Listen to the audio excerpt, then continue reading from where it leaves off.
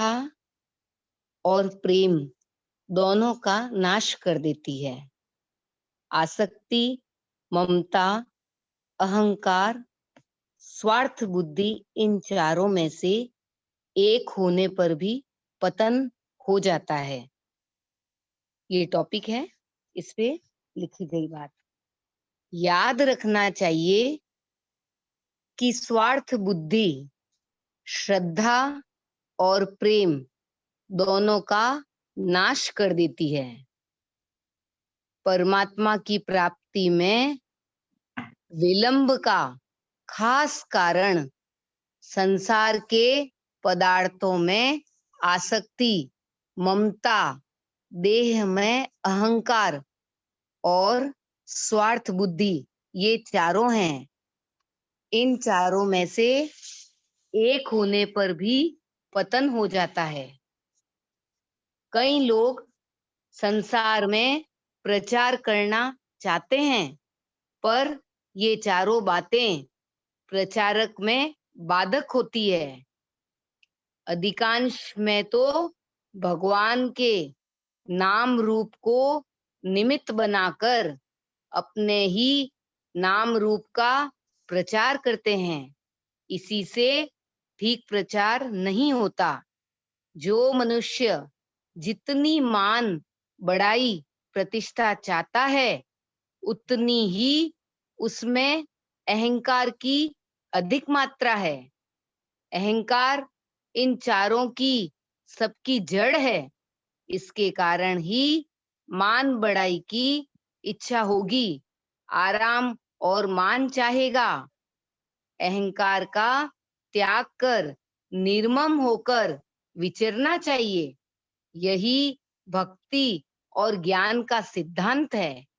अहंकार रहित होने वाला ही संसार में प्रचार कर सकेगा।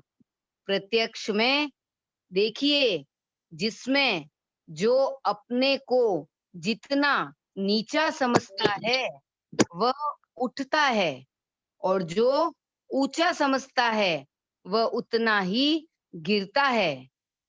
निरहंकारता सबसे बढ़कर चीज है। ज्ञान के सिद्धांत में भी यही बात है।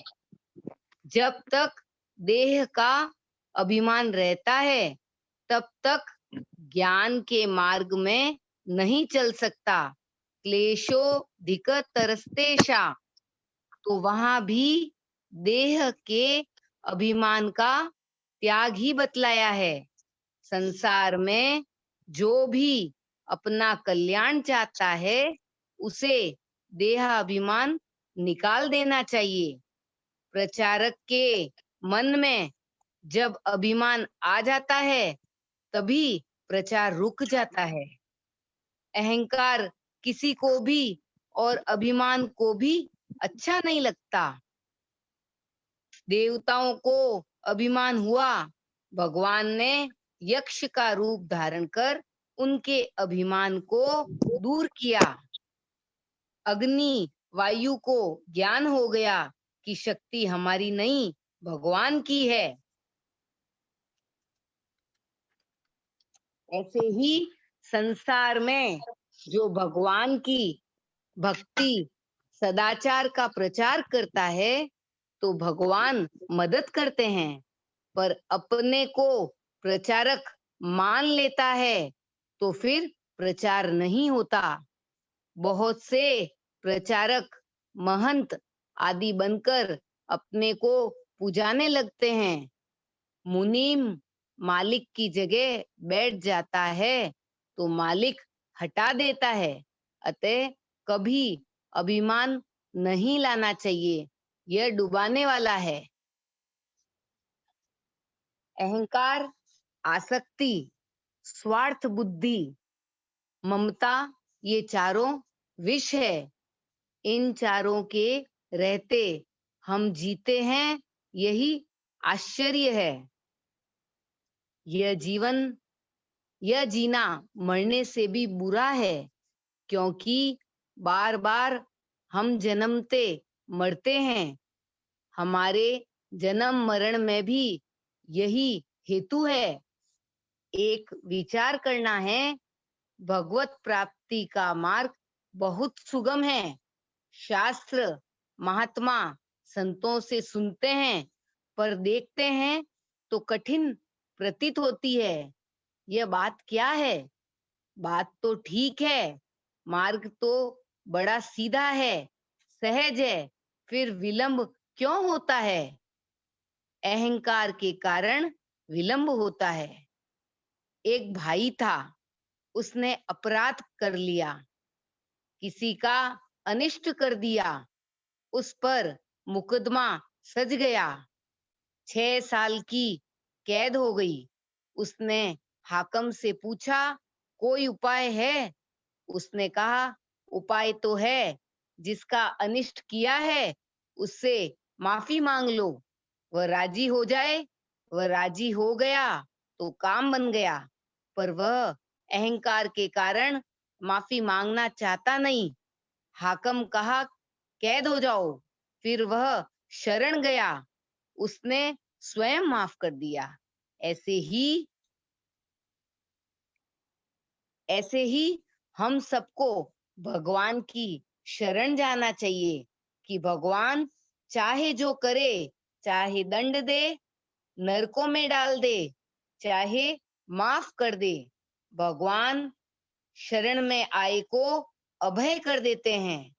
उनके दोषों की तरफ देखते ही नहीं है। कई भाई पूछते हैं, कितना भजन करने से हमारा काम सिद्ध होगा? उन्हें तो यह कहना चाहिए कि तुम्हारा काम नहीं होगा, क्योंकि तुम ऐसी शर्त रखते हो। भजन करना क्या आफत है? अहंकार नाश करने वाला है। अहंकार को त्याग कर भगवान की शरण हो जाने से सारे अपराधों से मुक्त हो जाता है। इस प्रकार स्वार्थ की बात है। भक्ति, ज्ञान, श्रद्धा, प्रेम सबको दूषित बना देता है स्वार्थ। भगवान स्वार्थ वाले से भी मिलते हैं, पर वह दामी प्रेम नहीं है। अतः स्वार्थ रहित होकर विचरें। स्वार्थ होने से प्रेम में भी बाधा आ जाती है। किसी समय दो मित्रों में बहुत प्रेम था, पर देखा जाता है कि झगड़ा क्यों हुआ, तो उसमें हेतु स्वार्थ है। अच्छे अच्छे मित्रों की यह दशा देखी है, जो भाई से भी अधिक प्रेम रखने वाले हैं। ज्वाला प्रसाद जी, जयदेव जी, भरतिया, इनका कैसा प्रेम था, पर अब आपस में एक दूसरे से जलने लगे। पहले निंदा एक दूसरे की सह नहीं सकते थे। पहले रुपये कोई चीज नहीं थी, पर बाद में रुपये के स्वार्थ ने ही उनके प्रेम का नाश कर दिया। प्रेम रूपी दूध को फाड़ने वाला स्वार्थ खटाई है। प्रेमी महात्माओं किसी से प्रेम करे तो स्वार्थ रहित होकर करें। जिसमें स्वार्थ नहीं है वह तो देवताओं से भी बढ़कर है। भगवान की उपमा उसे दी जा सकती है। सुर नर मुनि सबकी यही रीति, स्वार्थ लागी करई सब प्रीति। अवध की प्रजा श्री राम से यही कहती है, स्वार्थ मीत सकल जग माही, सपनेऊ प्रभु परमारथ नाही। हेतु रहित जग जुग उपकारी, तुम तुम्हार सेवक असुरारी। इससे हमें यही सार लेना चाहिए कि जिसमें स्वार्थ नहीं है वही महापुरुष है। मान बढ़ाई प्रतिष्ठा की इच्छा भी स्वार्थ है। मान बढ़ाई प्रतिष्ठा की इच्छा भी स्वार्थ है। कई लोग संसार के पदार्थों का, आराम का भी त्याग मान बढ़ाई के लिए कर देते हैं। मरने के बाद हमारा नाम हो यह भी स्वार्थ है। जिसमें किसी भी प्रकार का स्वार्थ नहीं वही महात्मा है। जिसमें किसी प्रकार का स्वार्थ नहीं वही महात्मा है। साधुओं में दो चीजें, कंचन कामिनी का त्याग हो तो उन्हें बहुत ऊंची दृष्टि से देखना चाहिए, महात्मा समझना चाहिए। महापुरुषों के खास लक्षणों में स्वार्थ नहीं होता, स्वार्थ से ही राग द्वेष होते हैं। भेद बुद्धि स्वार्थ से ही होती है। स्वार्थ ऐसी व्यापक चीज है कि इसका त्याग हो गया तो सब काम समाप्त। अतः प्रार्थना है कि सबको स्वार्थ का त्याग करना चाहिए। जैसे बाहर वर्षा होने लगी, मैंने कहा कि भीतर आ जाओ, उसने अपने को बचाकर दूसरे को आराम मिले, यह भी स्वार्थ है। अपने को बचाकर दूसरे को आराम मिले, यह भी स्वार्थ है। अपने आराम की जगह भी दूसरे को दे दें, स्वयं तकलीफ की जगह बैठें। इस प्रकार हर जगह हम स्वार्थ के त्याग की चाल चले तो परमात्मा हमसे दूर नहीं है। कोई भी कठिन से कठिन काम हो, उसे अपने लिए चाहे, पर वह काम भी मान बढ़ाई के लिए नहीं हो। मान बढ़ाई के लिए होने वाला तो कलंक है। प्रणाम महाराज जी।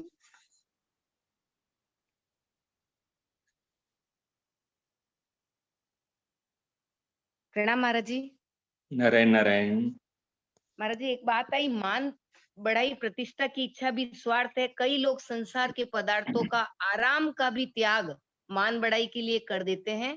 मरने के बाद हमारा नाम हो जाए, यह भी स्वार्थ है। किसी भी प्रकार का स्वार्थ नहीं, वही महात्मा है। तो स्वार्थ की विशेष, स्वार्थ खटाई बताया, प्रेम रूपी दूध को फाड़ने वाला स्वार्थ खटाई है। बिल्कुल ठीक बात है।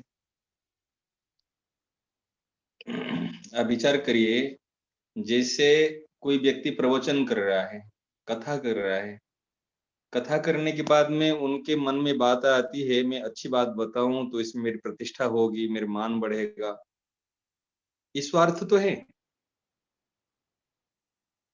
या मुझे कुछ भेंट पूजा मिलेगी, इस स्वार्थ है।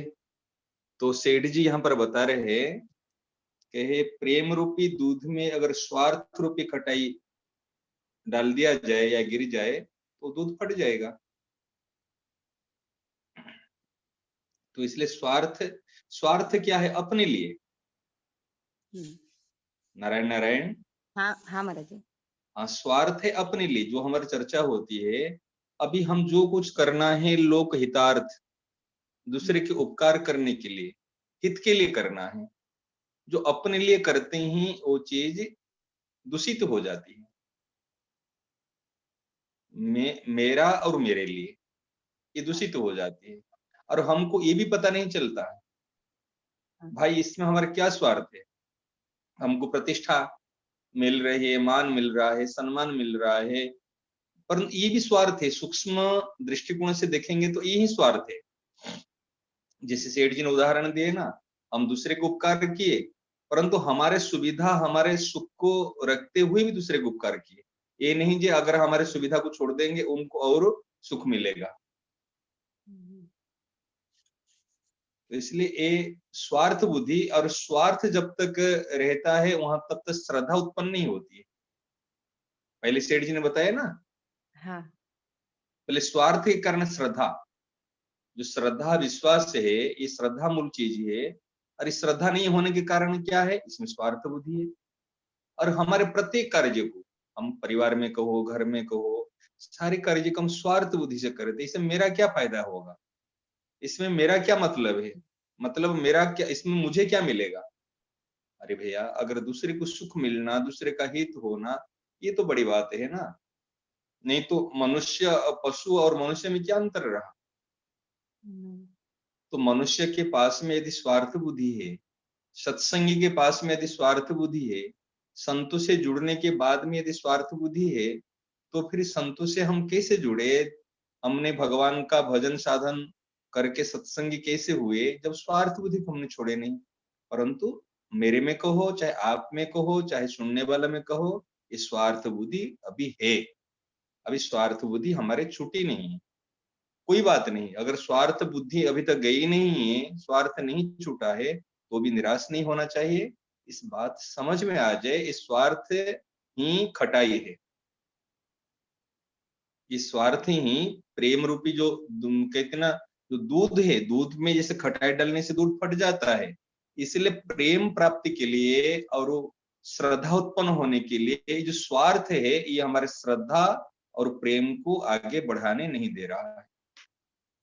इसलिए जहां तक हो, हम इस स्वार्थी, अभी तक बहुत दृष्टि गई, बात तो कई बार सुनते थे, लेकिन इस सेठ जी की ये अनुभव वाणी है, जी। तो अनुभव वाणी सुनने के बाद में दृष्टि जाती है। बिल्कुल अभी ये दृष्टि नहीं गई थी, जो स्वार्थ इतने बाधक है, हाँ। ये श्रद्धा उत्पन्न करने नहीं दे रहे, प्रेम उत्पन्न नहीं कराने दे रहे, ये प्रेम रूपी दूध को, ये माने ये जो स्वार्थ रूपी खटाई है और ये फाड़ दे रहा है। जी। तो इससे हमको बचना चाहिए। इस सेठ जी हमको, हमारे सबके लिए ये बात बता रहे हैं। ठीक है। हाँ। हाँ, स्वार्थ मुक्ति का भी क्यों न हो, प्रेम में तो वह कलंक ही है। देखो कितने बढ़िया बात बताए। अरे मुक्ति भी चाहते हैं, वो भी स्वार्थ है, ये प्रेम के लिए कलंक है। हमारे रूप गोस्वामी पाद कहे, ये मुक्ति चाहना मुक्ति रूपी पिशाचिनी, मुक्ति को पिशाचिनी बताए कि पिशाचिनी अगर आ जाती है, डाकिनी पिशाचिनी, वो खा जाती है। इसलिए एक बार नारद जी महाराज बैठे के रोने लगे, तो पूछे भाई आप रो रहे क्यों? कहे मैं उनके लिए अब फिर कुछ समय के बाद वो हंसने लगे, कि आप हंस रहे क्यों, रो रहे क्यों? कि मैं उनके लिए रो रहा हूं जिनकी मुक्ति हो गई। जब जिनकी मुक्ति हो गई, कहा कि मुक्ति होने के बाद में फिर भगवान के भक्ति से तो वंचित रह गए ना वो लोग, हाँ। कि मैं उनके लिए रो रहा हूं और हंस रहा हूं है। कहा देखो, इसलिए चलो, ये भले मोहग्रसित है, लेकिन ये यदि चाहेंगे भगवान की भक्ति कर सकते हैं, इनके लिए ऑप्शन है, इसलिए मैं हंस रहा हूं। तो ये जो बात बताए सेठ जी, बहुत विलक्षण बात है कि जो मुक्ति, ये भी भक्ति में मुक्ति, ये भी स्वार्थ है और भक्ति में ये कलंक है। हाँ, आगे बढ़िए। स्वार्थ मुक्ति का भी क्यों न हो, प्रेम में तो वह कलंक ही है।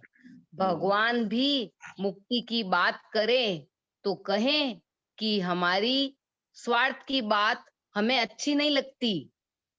ऐसा करने पर भगवान भी सोचते हैं कि क्या करूं, कैसे ऋण से मुक्त हूं। हनुमान से यही बात भगवान ने कही कि मैं तुम्हारे ऋण से मुक्त नहीं हो सकता। यह बात भी हनुमान को अच्छी नहीं लगी। ऐसी बात को भी गाली समझें, बड़ाई अच्छी लगे तो स्वार्थ का त्याग कहाँ हुआ? बड़ाई तो बुरी लगनी चाहिए। साधक अवस्था में बुरी लगती है, सिद्धा अवस्था में तो बुरा भला नहीं रहता, पर व्यवहार उसका सात्विक ही होता है। मान बढ़ाई की तो बात ही क्या, मुक्ति का त्याग कर देना चाहिए। वही संसार का उद्धार और उसकी सेवा करनी है। आप संसार की सेवा करना चाहते हैं तो स्वार्थ और अहंकार निकाल दें। इनके होने से आप अपना भी उद्धार न कर सकेंगे, लोगों का तो करेंगे ही क्या। मान बढ़ाई के अमृत को त्याग देने से देवताओं का अमृत मिलता है। मान बढ़ाई के अमृत को त्याग देने से देवताओं का अमृत मिलता है। इसे भी त्याग दे तो मुक्ति मिलती है, और मुक्ति को भी त्याग देता है तो ऐसे भक्तों के लिए भगवान कहते हैं, अहम भक्त पराधीनो।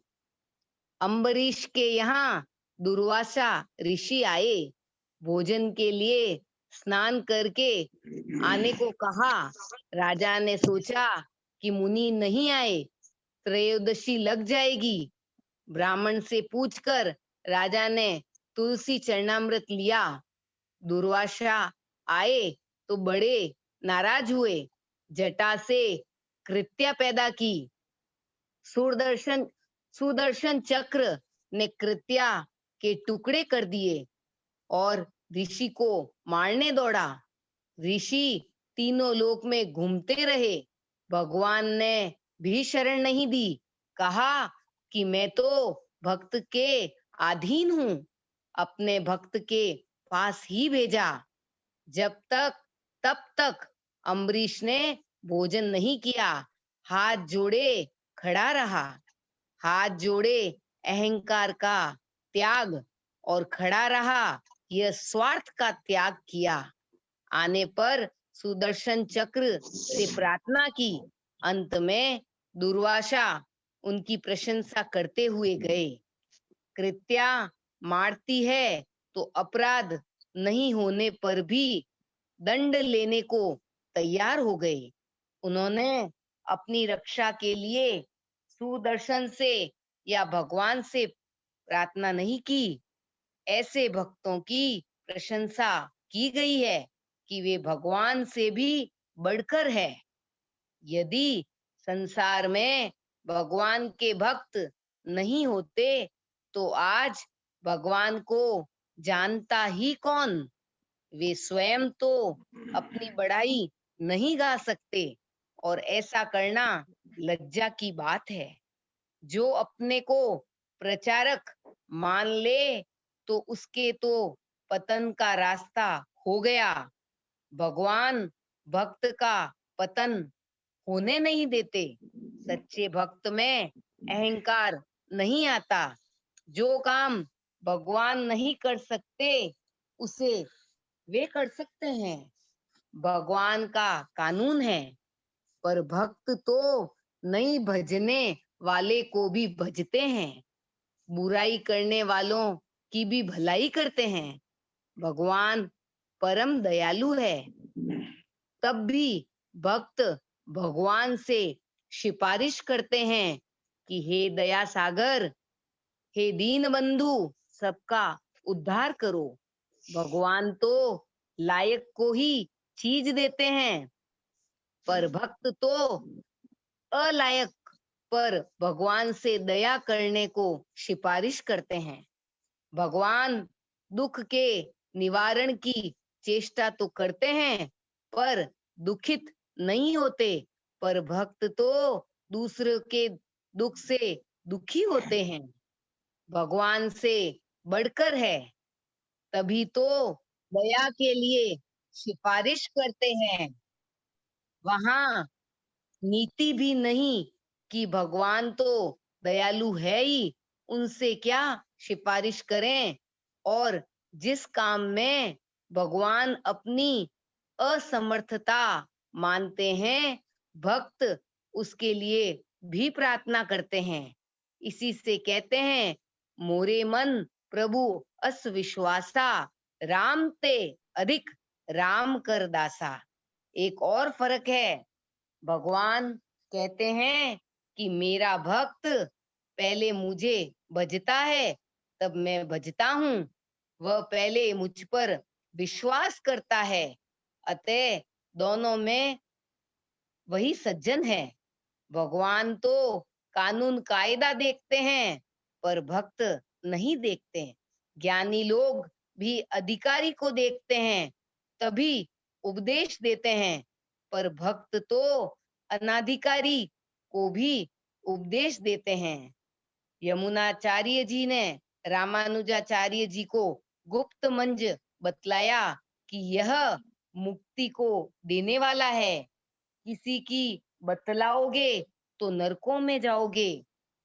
पर उन्होंने सबको इकट्ठा करके वह मंज सुनाया। गुरु ने कहा तो कहा कि उन सब का हित है, मैं भले ही नरक में जाऊं, वह नरक में क्यों जावेगा? जावेगा तो नरक के जीवों को भी पार कर देगा। एक भक्त नरक के रास्ते में जाने लगा। आर्तनाद सुनाई दिया कि त्राहिमाम, तो पूछा गया क्या है? नरक के जीवों ने कहा आपके कारण हमें सुख मिल रहा है, नरक की यातनाएं हो गई है, बंद हो गई है। मतलब कि नरक में जीवों ने कहा आपके कारण हमें सुख मिल रहा है, नरक की यातनाएं बंद हो गई है। तो कहा कि हम तो यहीं रहेंगे। भगवान पूछे तो कह देना कि वहीं रहना पसंद है। भगवान मुझे बुलाना चाहे तो सबके साथ आ सकता हूँ। भगवान ने सबको बुला लिया, उसके कारण सब नरक के जीव भगवान के धाम को चले गए। यहाँ भगवान से भक्त बढ़कर हो गया, भक्त की हट से ही काम हो गया। भगवान सबको अपने धाम में नहीं बुलाते तो वहीं रहकर उन्हें वह भक्त बना बनाकर भगवान की कानून को रखकर उन्हें पार कर देता। हमें भी ऐसा ही भक्त बन जाना चाहिए कि हमें भले ही नरक हो जाए पर दूसरे जीवों का उद्धार हो जाए। नारायण नारायण नारायण। नारायण नारायण। भक्त की इतनी विशेषता आज सेठ जी ने बताई है। हम्म। अम्बरीश जी के प्रसंग में इस लोग जो बताए अहम भक्त पराधीन, यहाँ पर भगवान कहते हैं इनको, दुर्वासा ऋषि को कहते कि अहम भक्त पराधीन स्वतंत्र इव द्विज। हे द्विज, हे दुर्वासा जी, मैं भक्तों के पराधीन हूँ, अस्वतंत्र, मैं स्वतंत्र नहीं हूँ। कि साधु भी ग्रस्त हृदय भक्ति भक्त जन प्रिय, मैं साधुओं के हृदय में साधु भक्त मुझे कैद कर लिए, मैं चाहते हुए भी कुछ अलग से स्वतंत्रता से कुछ कर नहीं सकता हूँ। ये बात है। इसलिए भगवान भक्तों को महत्व देते हैं और भक्त भगवान को महत्व देता है। बड़ी आज विलक्षण महाराज जी बात है। सेठ जी का एक पद है सेठ जी के हाँ लिए।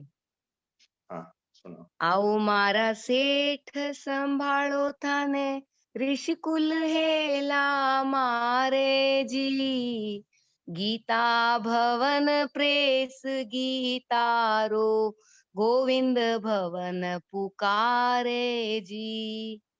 आओ मारा सेठ संभालो थारो, ऋषिकुल हेला मारे जी, गीता भवन प्रेस गीतारो, गोविंद भवन पुकारे जी।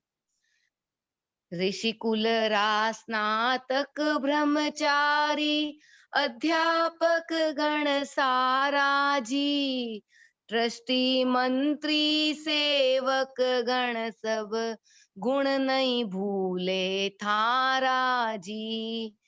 काम क्रोध मद लोभ मोह सब, दुर्गुण दूर हटाया जी, झूठ कपट चोरी छुड़वा कर, भगवत भाव बढ़ाया जी। जोग ज्ञान भक्ति रे फल में, समानता दर्शाई जी, वर्ण भेद बर्ताव भिन्न कर, समदर्शिता लखाई जी। गीता रे निष्काम भावरी, महिमा कर दिखलाई जी, कर्मठ तारी परिपाटी ने, धारावाह चलाई जी। गीता पठन नाम जप महिमा, कहता नहीं अघाता जी, दुखियारो दुख दूर करण ने, प्रभु आज्ञा सु आया जी। हिंदू संस्कृति लोपण लागी, घना जतन कर राखी जी, खान पान व्यवहार सुधार्यो, जीव जगत रा साखी जी। कल जुगरा पापी जीवड़ा में सतमार्ग दर्शाया जी। माया पूरी बुला कर सबने निज निज धर्म सिखाया जी। गीता इमरत छिड़क्योड़ा लोगा ने घना पिवाया जी। सुबह शाम दोपहर रात रा सत्संग सदा चलाया जी। आचारज निष्काम कर्म रा महिमा किण विद गाऊं जी। दास जुगल चरणारी चाकर पल पल शीश नवाऊं जी। दास जुगल चरणारी चाकर पल पल शीश नवाऊं जी। आओ मारा सेठ संभाळो थारो ऋषिकुल हीला मारे जी। गीता भवन प्रेस गीतारो गोविंद भवन पुकारे जी।